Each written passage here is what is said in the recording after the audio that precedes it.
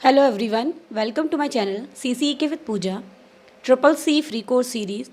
तो आज की क्लास में हम लिब्रे ऑफिस राइटर प्रोग्राम के अंदर फॉर्मेट मेन्यू के अंदर लिस्ट नाम के ऑप्शन को समझने वाले हैं। तो चलिए स्टार्ट करते हैं आज की class. LibreOffice Writer program पर आते हैं।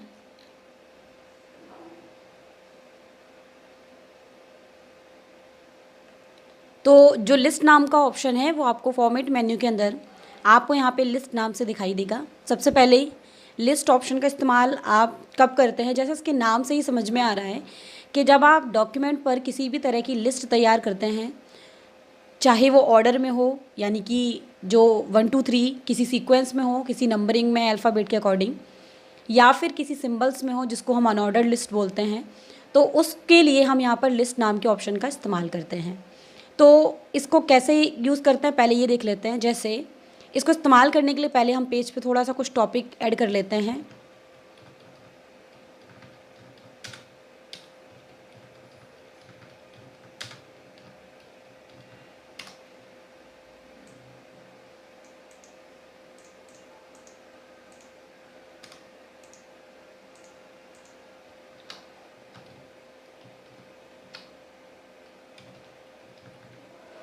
तो जैसे आप देख सकते हो मैंने यहाँ पर एक टॉपिक लिखा हुआ है लिब्रे ऑफिस, और मैंने उसी के जो है प्रोग्राम्स के नाम यहाँ पे टाइप किए हुए हैं। जैसे अब अगर मैं इनको ऑर्डर में देना चाहती हूँ, मैं इस प्रोग्राम की लिस्ट बनाना चाहती हूँ 1 2 3 करके, तो सबसे पहले इसको हमको सेलेक्ट करना है।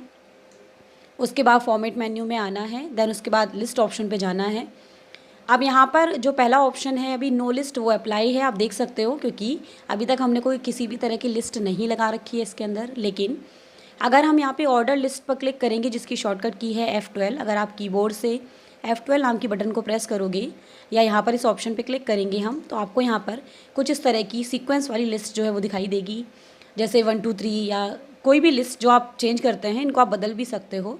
तो इसको हम ऑर्डर लिस्ट बोलते हैं। अगर इसके बाद मुझे कोई नया टॉपिक इसके अंदर ऐड करना हो, तो ये इम्प्रेस जो लास्ट टॉपिक लिखा हुआ है, इस पर कर्सर रखकर मैं जैसे ही एंटर करूँगी, यहाँ पर आप देखेंगे 5 नंबर एक और ऐड हो गया, और इसमें मैं कोई और टेक्स्ट भी जोड़ सकती हूँ। तो बेसिकली जब हम लिस्ट बनाते हैं इस ऑप्शन के ज़रिए, तो जो नंबर का सीक्वेंस होता है वो ऑटोमेटिक रहता है। हमें यहाँ पर नंबर हर एक बार टाइप नहीं करने पड़ते। जैसे ही एंटर करते हैं यहाँ पर हम, आपको नंबर दिखाई देने लगता है। अब यहाँ पर ये तो ही ऑर्डर की बात। अगर हम अनऑर्डर में देखते हैं कि अनऑर्डर में किस तरीके का आता है, तो हम इसको अगेन सेलेक्ट कर लेते हैं सारे टेक्स्ट को। फॉर्मेट में आकर लिस्ट ऑप्शन में जाकर अगर मैं यहाँ से अनऑर्डर लिस्ट पे क्लिक करूँ, जिसकी शॉर्टकट की है Shift+F12, जैसे ही हम इस ऑप्शन पे क्लिक करेंगे तो आपको यहाँ पर इस ऑप्शन में आपको कुछ इस तरीके के ये बुलेट्स जैसे ये कुछ सिंबल हैं, ये आपको इसमें दिखने लगेंगे। इसको हम अनऑर्डर बोलते हैं। इसका भी सेम वही काम है। अगर मैं यहाँ लिब्रे ऑफिस का कोई और प्रोग्राम लिखना चाहूँ, कोई नया टॉपिक ऐड करना चाहूँ, मैं जैसे ही एंटर करूँगी, ये आपको जो अनऑर्डर है, ये आपका बुलेट जिसको हम बोलते हैं, ये हमें ऑटोमेटिक इसी तरीके का दिखाई देगा। टॉपिक लिखते जाइए, एंटर करते जाइए, और ये चीज़ आपको आगे बढ़ती हुई दिखाई देगी। अब अगर हम नहीं लेना चाह रहे हैं बुलेट लिस्ट को, कई बार ऐसा होता है कि आपने बुलेट लिस्ट लगा रखी है, जैसे मान लीजिए इस लाइन पर ये बुलेट आ रही है, यहाँ पर मुझे कोई टॉपिक नहीं लिखना, तो मुझे इसको हटाना है। अब हटाने के आपके पास 2 तरीके हैं। पहला, आप इसको बैक स्पेस कर सकते हो। आप जैसे ही बैक स्पेस करोगे, बुलेट जो है, जो अनऑर्डर लिस्ट आ रही है, वो आनी, उस लाइन की लिस्ट आनी गायब हो जाएगी। अगर हम ऑप्शन से समझना चाहें, तो फॉर्मेट मेन्यू के अंदर लिस्ट ऑप्शन पर जाकर आपको सबसे पहला ऑप्शन मिलेगा, जिसकी शॉर्टकट की है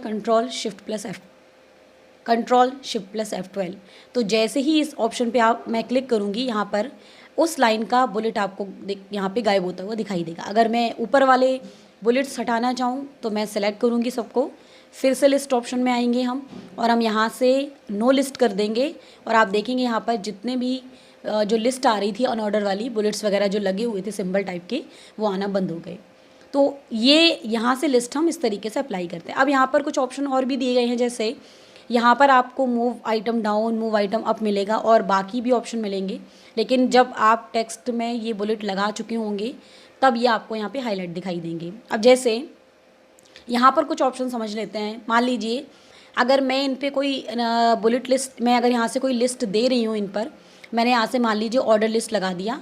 अब ऑर्डर लिस्ट लगाने पर आप देख सकते हो कि इनमें जो नंबरिंग है वो 1 2 3 4 5 के अकॉर्डिंग आ रहे हैं सीक्वेंस में। लेकिन एक प्रॉब्लम है यहाँ पर, जैसे अगर आपको मालूम है कि ये लिब्रे ऑफिस के प्रोग्राम हैं सारे, तो ये नंबरिंग का जो सीक्वेंस है ये हमारे हिसाब से गलत है, क्योंकि अगर लिब्रे ऑफिस 1 है, लिब्रे ऑफिस राइटर 2 है, लिब्रे ऑफिस कैल्क 3 है, तो पहला जो हमारा मेन टॉपिक है लिब्रे ऑफिस, हम उसके अंदर ही तो बता रहे हैं कि लिब्रे ऑफिस हमारा मेन टॉपिक है, उसके अंदर के ये सारे प्रोग्राम्स हैं।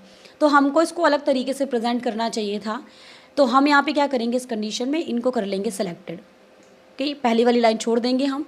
उसके बाद फॉर्मेट में जाएंगे, लिस्ट पर जाएंगे, और यहाँ पर अगर मैं इसको डिमोट आउटलाइन पे क्लिक कर दूंगी, आउटलाइन लेबल पर, तो आप देखेंगे इस 1 पॉइंट के अंदर ये टॉपिक थोड़ा सा मुझे खिसका के दिखाई दे रहा है, और नंबरिंग का सीक्वेंस वही है अभी भी, लेकिन पहले लिब्रे ऑफिस 1 आ रहा था, फिर लिब्रे ऑफिस राइटर पर 2 आ रहा था। अब क्या आ रहा है, Libre office writer 1, Libre office Calc 2, Libre office impress 3 और लिब्रे ऑफिस ड्रॉ 4।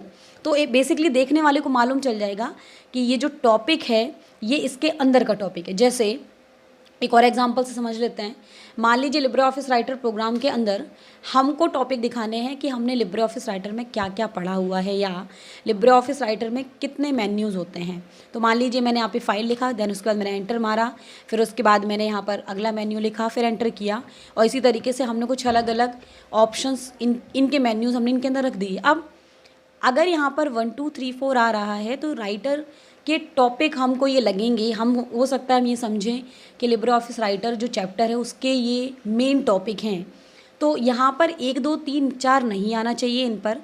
एक राइटर है, सेकंड कैल्क है, थर्ड आपका इम्प्रेस है, और जो फोर्थ है वो ड्रॉ है। तो इस कंडीशन में हम इन तीनों मेन्यूज़ को सेलेक्ट करेंगे। उसके बाद फॉर्मेट में जाएंगे, लिस्ट ऑप्शन पर जाएंगे, और अगर हम यहाँ से फिर से डिमोट कर देंगे तो आप देखेंगे यहाँ पर फिर से 1 2 3 आने लगा।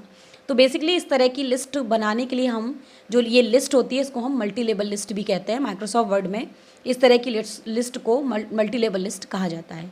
तो ये बेसिकली इसका काम है। अगर आपको लगता है कि इसको मुझे ये इस सीक्वेंस में नहीं लेना, जैसे पहले था बिल्कुल वैसे लेना है, तो आप इसको दोबारा सेलेक्ट करें, फिर फॉर्मेट मेन्यू में जाएँ, लिस्ट पर जाएँ, और डिमोट के यहाँ पर पास में ही बिल्कुल एक ऑप्शन आपको दिख रहा होगा प्रमोट का। अगर आप प्रमोट कर दोगे तो ये सीक्वेंस फिर से वहीं आ जाएगा, जो हमने बैक में पहले देख रखा था उसी तरीके से नंबर दिख रहे हैं। अगर आप फिर से एक बार और इसको प्रमोट कर दोगे यहाँ पर, तो ये 1 2 3 वाली सीक्वेंस में आ जाएगा। तो बेसिकली ये काम इसका है। उसके बाद आपको यहाँ पर लिस्ट ऑप्शन में यहाँ पर मिलता है move item down, move item up. जैसे मैं ये कह रही हूँ कि ये जो टॉपिक मेरा लिब्रे ऑफिस ड्रॉ है, इस टॉपिक को मुझे 6 नंबर पर लाना है और 6 वाले टॉपिक को नीचे लेके आना है। तो आपको बस वहाँ कर्सर रखना है, फॉर्मेट में जाना है, लिस्ट ऑप्शन पर आना है। देन उसके बाद अगर आप इसको अप करोगे, अगर मैं यहाँ से मूव आइटम अप करूँ, जिसकी शॉर्टकट की है कंट्रोल ऑल्ट प्लस अप, तो मैं जैसे ही इसको करूँगी तो आप देखेंगे लिब्रे ऑफिस इम्प्रेस टॉपिक नीचे आ गया और लिब्रे ऑफिस ड्रॉ जो टॉपिक है वो ऊपर पहुँच गया। तो लिस्ट में बदलाव करने के लिए आप इनका इस्तेमाल कर सकते हो। कोई टॉपिक आपने गलत सीक्वेंस में लिख दिया, उसको सही करना चाह रहे हो, फिर आपको लगेगा कि इस टॉपिक को हम हटाएँ, बैक स्पेस करें, जो हम फाइल बना चुके हैं पूरा उसको बदलाव करें, उतना समय लें, तो उससे अच्छा है कि आप इन ऑप्शन का इस्तेमाल करके आप किसी भी टॉपिक में चेंजेस कर सकते हो। तो बेसिकली ये आपके लिस्ट ऑप्शन का काम है।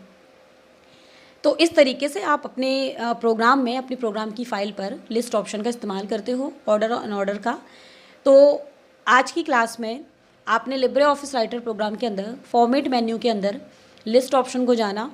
लिस्ट ऑप्शन हम जो है वो किस तरीके से लिस्ट ऑप्शन का इस्तेमाल करते हैं, और अगर आप भी लिस्ट लगाना चाह रहे हैं अपने डॉक्यूमेंट पर और आपको बार बार मैनुअली ये 1 2 3 खुद टाइप करना होता है, तो इस ऑप्शन के ज़रिए आपको थोड़ी सी मेहनत कम करनी पड़ती है और काम भी इजी हो जाता है। तो उम्मीद है कि आपको आज की क्लास समझ में आई होगी। नेक्स्ट में हम इसी तरीके से कुछ और ऑप्शंस के बारे में बात करेंगे। मिलते हैं नेक्स्ट क्लास में।